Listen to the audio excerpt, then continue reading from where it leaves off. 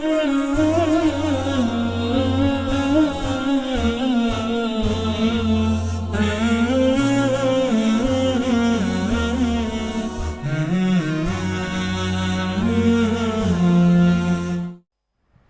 wa kafa, sallallahu wa sallam wa baraka ala Mustafa, wa ala alihi wa sahbihi wa man wala.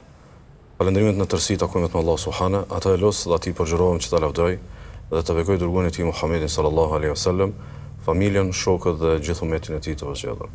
Të nërë vlezër dhe motra, prej rrugëve më të mira dhe më sigurta në të përkushtimit në adhurimin dhe Allah subhanu ta'ala, është njohja dhe kërkimi që ne i bëjmë denjësi sa adhurimit. Është shumë thelbësore për ta parë se sa e rëndësishme, sa e denjë dhe sa e domosdoshme është prania e adhurimit në jetën tonë. Dhe një prej rrugëve më të lehta, më të mira dhe më të sigurta për të shtuar njohjen e denjësisë së adhurimit është duke e parë atë nga dera e mirësisë. Duke e parë se sa na ka bërë Allahu mirë në këtë jetë, se sa Allahu ka lëshuar mirësi për neve në këtë jetë dhe se si ky Zot i plotfuqishëm është meritor që vetëm atë të adhurojmë. Ndaj numërimi i mirësive të Allahut subhanahu wa taala, që është i pamundshëm, dhe vëmendja jonë për mirësitë e Allahut ndaj nesh është një arsye e madhe e zgjimit të vullnetit, e trazimit të elanit tonë në zemër dhe e aktivizimit të një hareje që të adhurojmë Allahun subhanahu wa taala me sa më shumë përkushtim. Ndaj është shumë e rëndësishme sonte me që gjendemi në një natë që padyshim duhet ta shohim nga këndi i mirësisë, të bëjmë një ndalje pikërisht duke e parë se sa jemi të begatuar, që sonte Allah subhanahu wa taala ka mësuar natën e Kadrit. Shënon Imam Maliku nga Qatadeja se Allah sallallahu alaihi wasallam, njëherë ati ishte treguar nga kumtesa fetare, ishte treguar që popujt e mëparshëm kishin jetuar shumë gjatë dhe kishin pasur shumë përkushtim te Allah subhanahu wa taala. Pastaj ai sikur e ka kuptuar që krahasuar me popujt e mëparshëm, umeti i tij jetua ka shkurt kundrejt tyre. Dhe pastaj Allah sallallahu alaihi wasallam ka pyetur se si do të mund t'i arrijmë ata që ishin përpara nesh në vepra, në shpërblime, në grada, nëse ata kanë jetuar atë gjatë dhe ne jetojmë shumë më shkurt se sa ata. Pastaj Allah subhanahu wa taala ja ka dhënë atij dhe na ka begatuar neve me natën e Kadrit, e cila është më e mirë se sa 1000 muaj. Sikurse shënon Imam Bayhaqiu nga dikush prej parëve tanë të mirë, që të parët tanë të mirë kanë qenë saktësisht sahabët në praninë të pejgamberit sallallahu alajhi wasallam dhe e kanë kuptuar që tek popujt e mëparshëm pas kish pasur njerëz të cilët e pas kanë adhuruar Allahun subhanahu wa taala 1000 muaj pa ndalë një vepër të caktuar. Dhe pastaj sikur janë habitur se si dikush e pas kash atë mundësi, e pastaj Allah subhanahu wa taala u dha atyre natën e Kadrit që të ishte 1000 muaj, një natë po si 1000 muaj. Sikurse në disa burime përmendet që Enes radhiyallahu anhu ka transmetuar se profeti sallallahu alaihi wasallam ka treguar që kjo është një dhuratë e veçantë e Allahut për këtë umet, dhe të cilën dhuratë nuk e kanë pasur umetet e mëparshme. Dhe kjo padyshim që duhet të na aktivizojë ndjenjën e mirënjohjes, ndjenjën e falëndrimit për Allahun subhanahu wa taala. Askush para nesh nuk e ka pasur këtë mundësi që një natë adhurimit të jetë 1000 muaj. Askush nuk ka pasur këtë veçanti dhe kjo duhet na tregoj se sa i veçantë është ky profet që Allahu e dua ka kaq shumë dhe sa i veçantë është ky umet i këtij profeti që Allahu e veçua ka kaq shumë që me një natë të arrijë 1000 muaj. Me 1000 muaj adhurim padyshim që është një shans sepse përbën një jetë e tërë. Përbën një matematikë e cila nuk mund të arrihet në asnjë formë tjetër përveç se në sajt të dhuratës së Allahut subhanahu wa taala. Ndaj, të kemi vëmendje për ta kuptuar një çështje e cila është shumë thelbësore. Allahu subhanahu wa taala e ka dalluar këtë umet me Kur'an.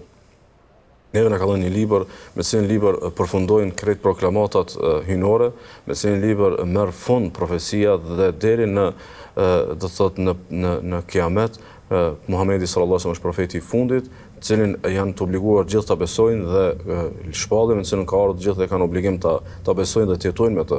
Allahu e ka dalluar këtë umet duke e bërë umeti i fundit dhe me profetin më të mirë dhe me librin më të mirë. Dhe ashtu e ka dalluar këtë umet edhe me natën në cilën është zbritur Kurani. Është shumë e rëndësishme për ta kuptuar që realisht veçantia e këtij umeti shumë është e lidhur me Kuranin. Thot Allahu i Madhërisëm, ne e zbritëm atë Kuranin në natën e Kadrit. E që të bëri ty të dish për çështjen e natës së Kadrit. Çka di ti për madhështinë e natës së Kadrit? Thot nata e Kadrit thot është më e mirë se sa 1000 muaj. Me lejen e Zotit, në atë natë zbresin engjëjt dhe zbret Xhibrili a.s. me sicën çështje. Ajo është natë plot paqe deri në angim të mëngjesit. Ndoshta në këtë pasazh kuranor e kuptojmë edhe një mesazh që kisha dashur të ishte pikërisht mesazhi i sotëm, që është pse të jetë i shkurtër.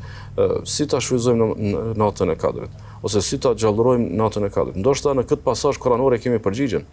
Nëse në këtë natë ka zbritur Kurani, atëherë shfrytëzimi më i mirë është me Kur'an, duke lexuar atë në namaz të natës. Pse po e specifikojmë duke lexuar në namaz të natës? Për arsye se Allah sallallahu alaihi wasallam, sikur se shënon Imam Buhariu Muslimi nga Abu Huraira, Allah sallallahu alaihi wasallam ka thënë, kush e gjallëron me namaz të natës natën e Kadrit, i falen mëkatet e mëparshme. Kush e kalon me namaz natën e Kadrit, Allahu ja fal mëkatet e mëparshme. Dhe kjo gjallëri e natës ka të bëjë që nga koha e yacies, kuptimin që të mos pritet gjysma e natës apo fundi i natës për t'u përkushtuar. Saktësisht falet yacia me xhamat për burrat, pastaj falen taravit, pastaj është gjithë koha përpara që të falim sa më shumë namazë nafile, sa më shumë namaz natë, sa më shumë namaz duke lexuar Kur'an, sa më shumë namaz duke ndjerë që namazi ton po i shtohet vlera në sajt të Kur'anit, dhe rrjedhimisht kjo të përbëj gjallërimin dhe formën se si e kemi gjallëruar natën e Kadrit. Saktësisht veprat që duhet të jemi, të përkushtuar në namazin e natës, saktësisht në natën e Kadrit, janë pikërisht ato të cilat e shoqërojnë namazin e natës. Do thotë ne kur falim namaz natë, falmi namaz, lexojmë Kur'an, lutemi dhe bëjmë dhikr. Këto janë 4 vepra që ngërthën në vetë namazin natës. Që i bie si mund të shfryzohet nata e Kadrit, shfryzohet pikërisht me këto vepra. Saktësisht me namazin, i cili ngërthën të gjitha. Po pastaj edhe nëse dëshirojmë në momente të caktuara të jemi në ibadet, mirë po jashtë namazit të natës, atëherë i bie të jemi ose në Kur'an, ose në dhikr, ose do thotë në lutje, nga që kësaj do thotë është përkushtimi në natën e Kadrit dhe jo me veprat e tjera. Sado që mozaiku i veprave të mira është i gjerë, sado që mundësitë janë të shumta, mirë po përkushtimi në këtë natë pikërisht duhet të jetë me këto 4 vepra. Shënoi Imam Nesaiu, Sheikh Shuaibi thotë që hadithi është sahih nga Abu Huraira, si Allah sallallahu alaihi wasallam ju ka thënë shokëve të tij kësaj. Ju ka thënë u ka ardhur juve Ramazani dhe Allahu u ka obliguar juve që ta agjironi atë. Në të hapën dyert e xhenetit dhe mbyllen dyert e zjarrit. Dhe prangosen djajt dhe Allahu subhanahu wa taala në këtë muaj e ka lënë një natë, e ka veçuar një natë që është më e mirë se sa 1000 muaj. Keni vëmendjen, thot në fund të hadithit të Muhamedit sallallahu alaihi wasallam, kush privohet nga hajri i saj, kush privohet nga e mira e saj, ai është i privuar. Kush nuk arrin ta merr rezultatin e saj, kush nuk arrin ta merr fitimin e saj, ai është i privuar, ai është njeriu i cili është penguar nga një mirë e madhe. Saktësisht i privuar sepse ka humbur shumë fishimin e 1000 muajve, e që padyshim kjo është humbje e madhe, dhe e dyta, hajri i saj. Është shumë e rëndësishme që ekzistua ka një hajr atë natë. Ai hajr është në një kontratë me Allahun subhanahu wa taala. Hajri i saj është që ne të falemi, të lexojmë Kur'an, të lutemi dhe të bëjmë dhikr, dhe shpërblimi i kësaj kontrate ose paga e kësaj kontrate që Allahu të na fal mëkatet dhe të na pastrojë nga gjithë mëkatet e mëparshme. Ndaj pejgamberit sallallahu alaihi wasallam e ka porositur që të jemi të vëmendshëm me plot vullnet për ta gjetur dhe për ta gjallëruar këtë natë, sikur se shënon Imam Buhariu nga Abdullah ibn Abbasi, që Allah sallallahu alaihi wasallam ka thënë, vihuni në kërkim të natës së Kadrit gjatë 10 dhjetësit të fundit. E padyshim do thotë sikur që japim prova të tjera, në veçanti lypet tek netët tek dhe më së shumti në veçanti kërkohet në natën e 27, sikur se Allah sallallahu alaihi wasallam e ka gjallëruar gjithë këtë periudhë të fundit të muajit, mirëpo në veçanti do thotë natën e Kadrit, të cilën çdo natë e ka kërkuar, sikur se shënon Imam Buhariu nga Aisha, se Allah sallallahu alaihi wasallam kur hynte 10-shi, kur fillonte 10-shi i fundit, thotë Allah sallallahu alaihi wasallam e shtrëngonte rripin, i përveshte adhurimit, thotë dhe e ngjallte natën dhe i zgjonte familjen. E ngjallte natën lë për të kuptuar që është falur dhe është lutur gjithë natën, dhe i zgjonte familjen, nuk i ka lënë ata që të mos e shijojnë këtë ibadet, dhe është shumë e rëndësishme, sado që fëmijët tonë në këto mund të mos jenë ndoshta një moshë që mund ta kuptojnë fuqishëm këtë domethënie, megjithatë sikur tu mbjellet dhe tu rrënjoset që në vegjëli, që është shumë e rëndësishme të madhrohet kjo natë, është shumë vlerë e madhe, nga që tutje do të jetojnë gjithherë duke pritur këtë natë me një pritje tjetër dhe më madhështore. Sikurse përveç Kuranit, dhikrit, lutjes, namazit të natës, Në veçanti, kjo natë gjallërohet me një lutje që duhet ta mendojmë, duhet ta shijojmë, duhet ta përsërisim dhe duhet ta ndjejmë, po duhet ta besojmë fuqishëm si e vërtetë. Do thotë në çdo shkronjë të saj ta ndjejmë që është e vërtetë. Sikur se shënoni Imam Tirmidhiu nga Aisha se e kishte pyetur të dërguarin Allahu sallallahu alaihi wasallam dhe kishte thënë: "O i dërguari i Allahut, nëse e di se cila është nata e Kadrit, atëherë çfarë të them gjatë asaj nate? Çfarë lutje të them gjatë asaj nate?" I dërguari Allahu sallallahu alaihi wasallam ka thënë: "Thuaj o Allah, ti e falës, e do faljen, fal më mua." Ta ndjesh dhe ta besosh që Allahu është falës. Ta ndjesh dhe ta besosh se Allahu dëshiron që të falë. Sepse vetëm që dëshiron të falë, ta ka dhënë këtë mundësi për një natë të arrish 1000 muaj. Për një natë të arrish falën e këtë mëkateve. Kjo veç prej bujarisë së tij, është prej dashamirësisë së tij të madhe për robërit e tij.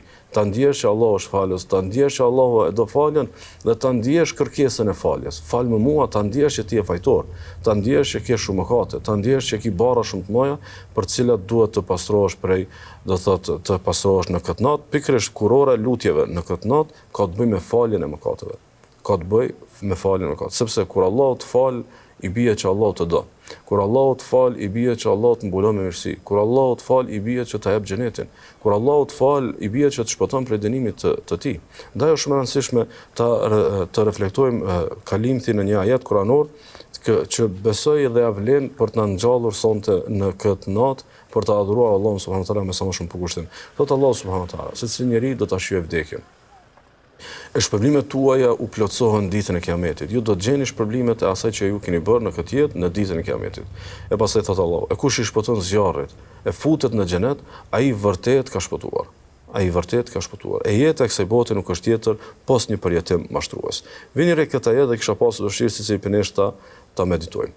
Secili njeri do ta shijojë vdekjen, e shpërblimet tuaja u plotësohen ditën e Kiametit. Mirpo atë ditë kur të na plotësohen shpërblimet, të gjejmë në peshojnë e veprave të mira, të gjejmë në regjisin e veprave të mira, shumë net me nga 1000 muaj të shumë fishuar.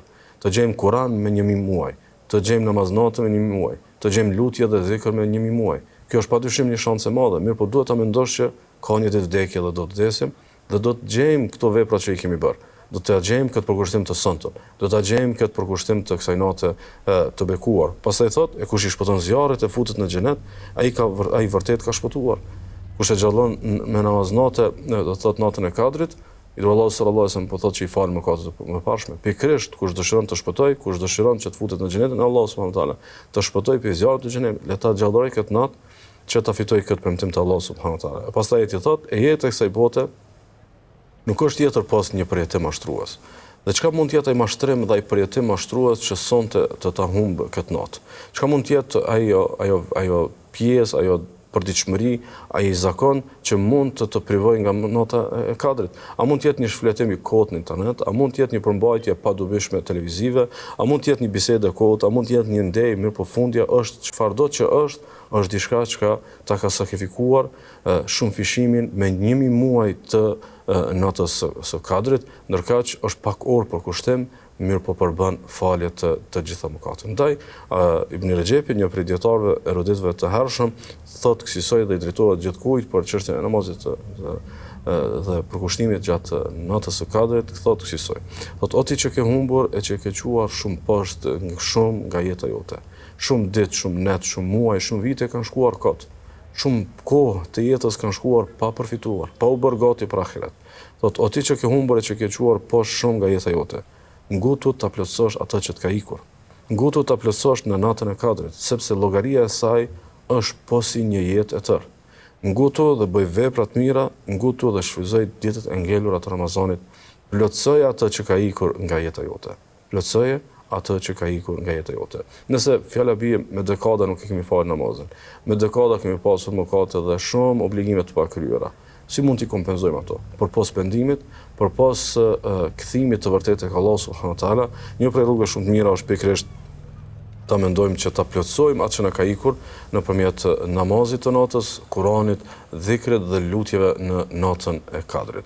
Saktësisht, sonte gjithsesi prej nesh, le të largohet nga cili do obligim tjetër, le të largohet nga cili do zakon tjetër, le të largohet nga cila do përshpëritje e kohët që mund t'i vi që mund t'jetë diçka tjetër më interesant, mund t'jetë diçka tjetër më e këndshme, mirë po le të llogarit me logjikën e shëndosh të njeriut i cili di që ka një ditë të ringjalljes, le të mendoj ta rëndoj peshojnë e veprave të tij të mira, le të filloj ta fal namazin, le të përkushtohet, le ta merr mushafin dhe të lexoj Kur'an, le të lutet sa më shumë për jetën e tij, për amshimin e tij, për shëndetin e tij, për të mirat që i synon këtë jetë, për të këqijat që ka frikë nga to e kështu me radhë, ka ngelur edhe disa orë, më të mirat nga kjo natë, le të zgjohemi sesi për nesh, le të shfrytëzojmë, le ta xhallojmë me namaznatë dhe Kur'an dhe gjithsesi duke mos u ndalur së përsërituri, o Allah, ti e falës e do faljen, na fal neve.